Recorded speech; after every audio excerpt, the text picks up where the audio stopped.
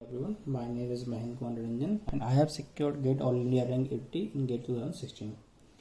Welcome to Target IAS. Today we are going to start network system.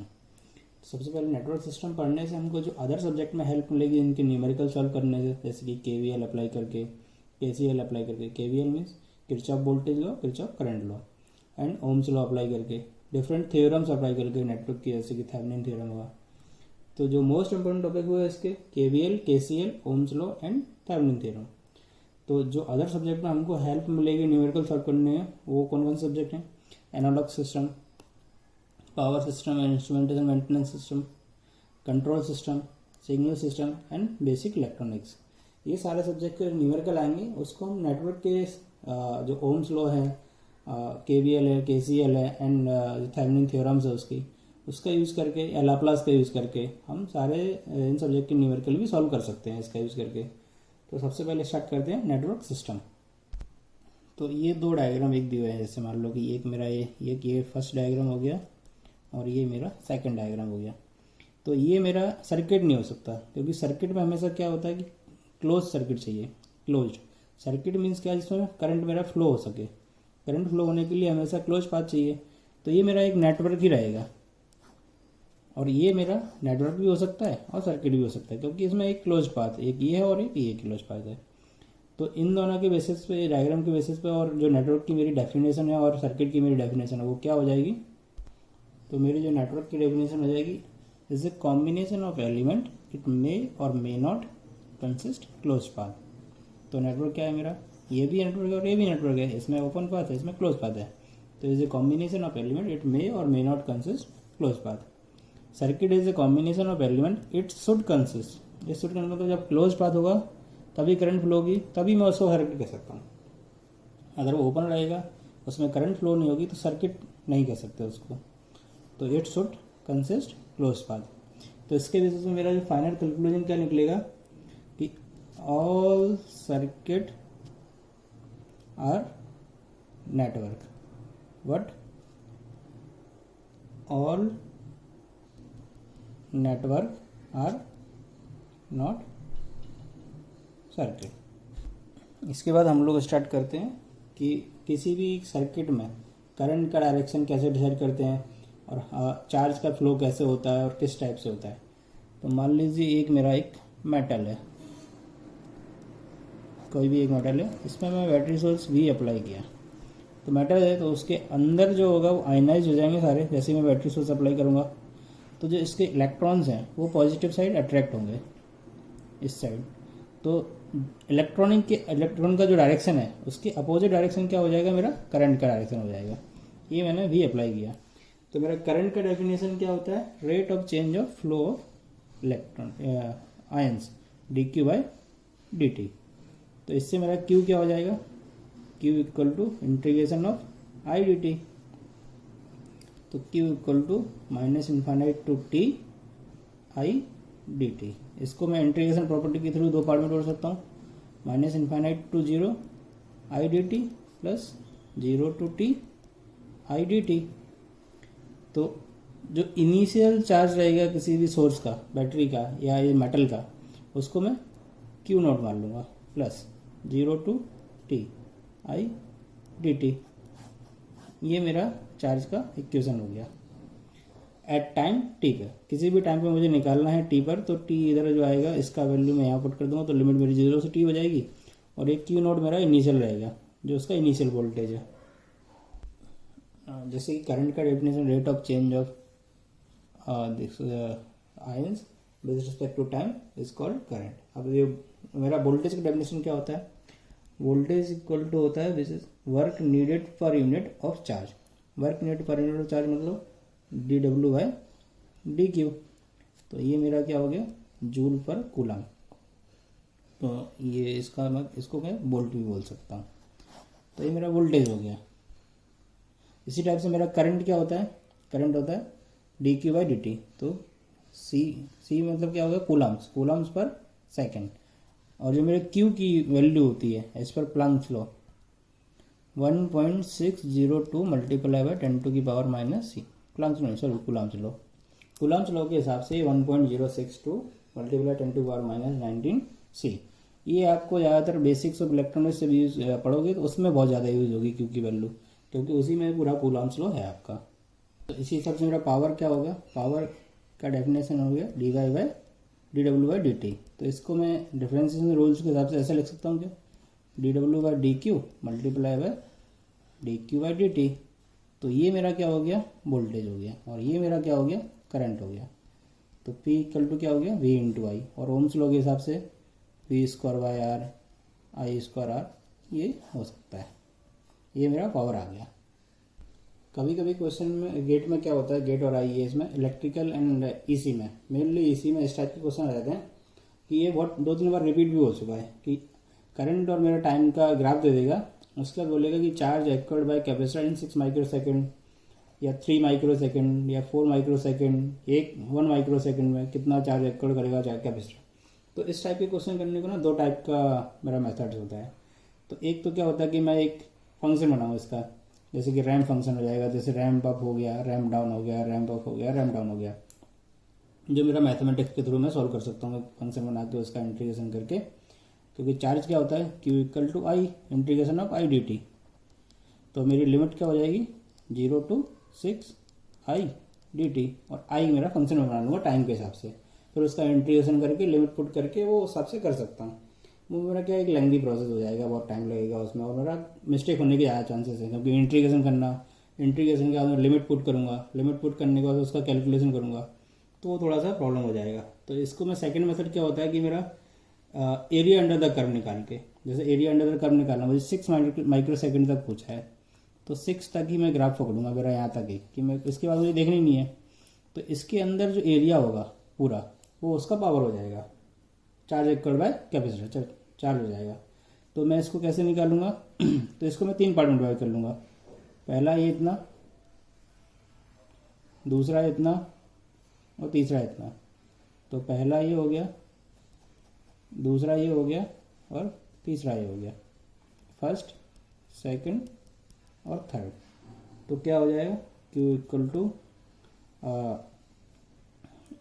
इस triangle का, तो A B, और इसको मैं अगर B डैश बोल दूँ तो B डैश प्लस, ये इस टाइप का है इतना, तो ये क्या हो जाएगा B डैश B C और C dash plus C dash C D D dash. तो ये ट्रायंगल का एरिया क्या हो गया, हाफ मल्टीप्लाई बाय ये डिस्टेंस कितनी है 3, और ये डिस्टेंस कितनी हो गई 5, प्लस इसको मैं क्या करूँगा, सेकंड पार्ट को 2 पार्ट में डिवाइड कर लूँगा। एक मेरा ये एरिया हो गया और एक मेरा ये हो गया। तो इससे क्या होगा, ये एरिया मेरा रेक्टेंगल हो गया और ये मेरा ट्रायंगल हो गया। तो रेक्टेंगल का एरिया क्या हो गया 1 मल्टीप्लाई बाय 3, प्लस ट्रायंगल का एरिया क्या हो गया 1/2 मल्टीप्लाई बाय 2 मल्टीप्लाई बाय 1। इसी टाइप से इसको भी 2 पार्ट में डिवाइड कर दूंगा। एक मेरा ये रेक्टेंगल हो जाएगा और ये मेरा एक ट्रायंगल हो जाएगा। तो 2 multiply by 3 plus 1/2 multiply by 2 multiply by 2। अब इसको सॉल्व कर लेंगे तो ये कितना आ जाएगा 15/2 प्लस 4 प्लस 7। तो ये पूरा मेरा 18.5 आ जाएगा। 18.5 इसका आंसर आ जाएगा। 18.5 का यूनिट क्या रहेगा इसका, माइक्रो कूलम। तो कभी भी आपको इस टाइप का क्वेश्चन पूछे कि चार्ज एक्वायर्ड बाय कैपेसिटर और inductor with in 6 micro second 4 micro second और करंट के बीच में उसका, करंट एंड टाइम के बीच में उसका ग्राफ दिया हो, तो उसके एरिया अंडर द कर्व निकाल लेना कभी भी। जैसे कि सेकंड क्वेश्चन में करके बताता हूँ अभी आपको। जैसे ये क्वेश्चन है, जैसे इसमें बोल रहा है कि ये fully charge mobile phone is good for 10 minute talk time. During talk time deliver a constant current of 2 ampere. Find energy on the battery during talk time. तो ये मेरा वोल्टेज और टाइम में ग्राफ दिया है, मेरे को एनर्जी फाइंड करने के लिए बोल रहा है। तो अभी हमने लोगों ने वोल्टेज क्या देखा, वोल्टेज क्या होता है dw/dt। तो इससे मेरा जो एनर्जी W क्या हो गया, integration of V dt।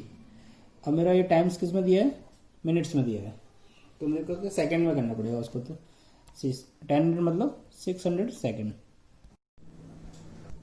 Sorry, अभी तक हमने जो पढ़ा ये जो V equal to d q है, V क्या होता है मेरा, डी डब्ल्यू बाई डी क्यू होता है। और मेरे को एनर्जी निकालनी है, एनर्जी यानी कि क्या हो गया मेरा W equal to P equal to क्या होता है, डी डब्ल्यू बाई डी टी। ये टाइम का रिलेशन नहीं दे रहा अभी मेरा, ये चार्ज का रिलेशन दे रहा है। और मेरे को ग्राफ किसके बीच में दिया है, टाइम एंड वोल्टेज के ग्राफ उसमें दिया है। तो W मेरा क्या हो गया, W equal to integration of P d t. तो मैं P इक्वल टू क्या होता है मेरा, वी आई, तो इसमें पुट कर दूंगा। तो P equal to v i d t. और मेरा I क्या दिया है, वो बोल रहा है कांस्टेंट है। I मेरा I क्या बोल रहा है कि 2 एम्पियर कांस्टेंट करंट है।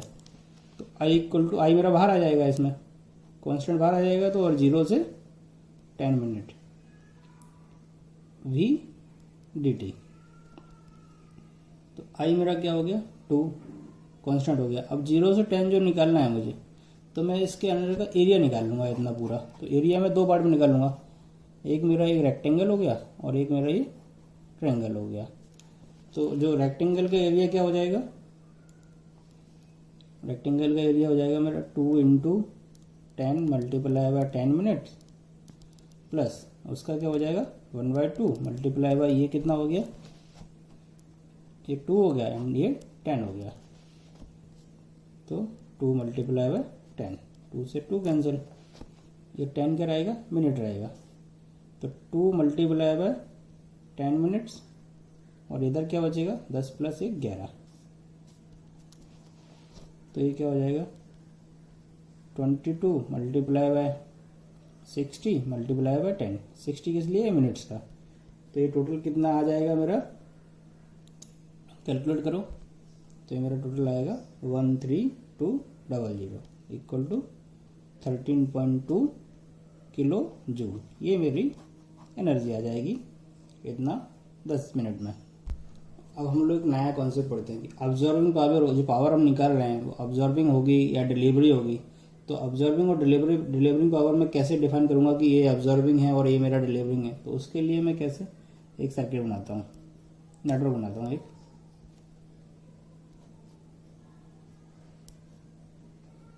ये मेरा कोई लोड हो गया, जो लोड मेरे जैसे रजिस्टर हो गया या कुछ भी हो गया। तो इसमें मेरा अगर करंट इंटर कर रहा है आई, और इसमें एक लीप मतलब निकल रहा है इससे आई, ये 2 हो गए, मतलब पहला हो गया और ये सेकंड हो गया। जब भी करंट लोड में किसी भी उसमें इंटर करता है तो वो क्या हो जाएगा, ऑब्जॉर्बिंग पावर हो जाएगा। और करंट उससे निकल रहा है मतलब एग्जिट कर रहा है तो वो क्या हो जाएगा, डिलीवरिंग पावर हो जाएगा।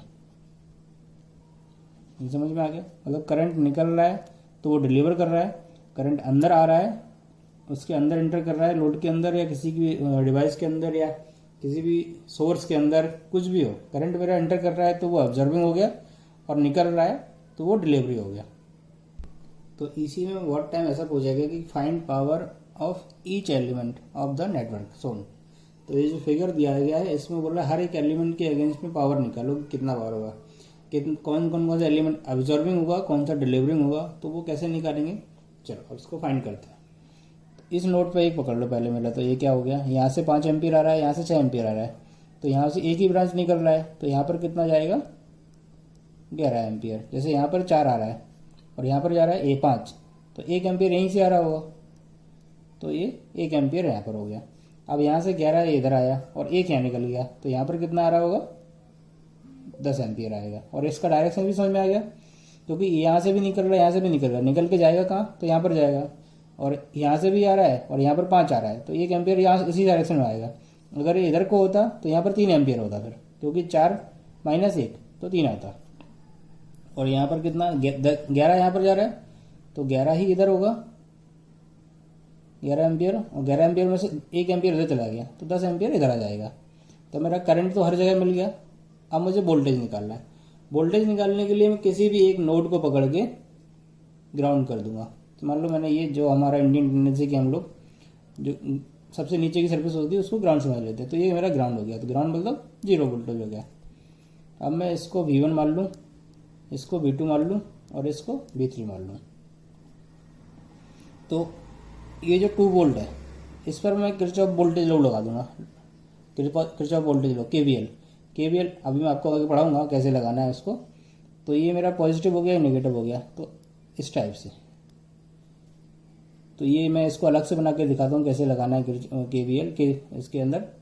तो ये मेरा V1 हो गया एक नोड, और ये मेरा प्लस माइनस, ये 2 वोल्ट का सोर्स दिया हुआ है, ये V2 हो गया।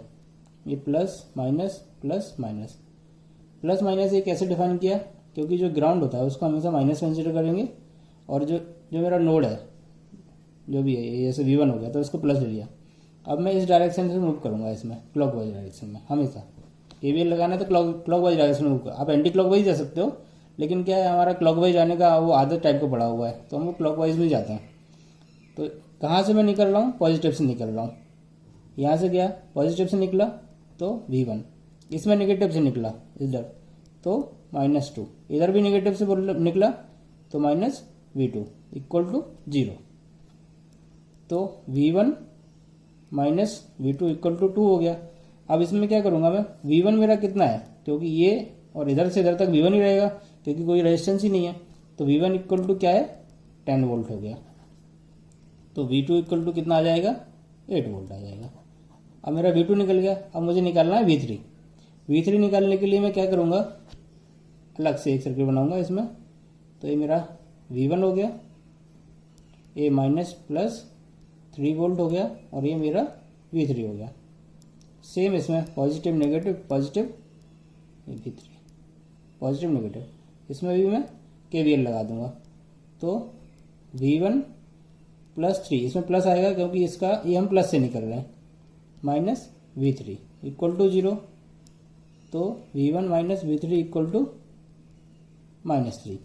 तो V3 कितना आ जाएगा मेरा, इसकी जगह 10 पुट कर दूंगा तो -3 माइनस 10 इक्वल टू -13 वोल्ट, नहीं सॉरी माइनस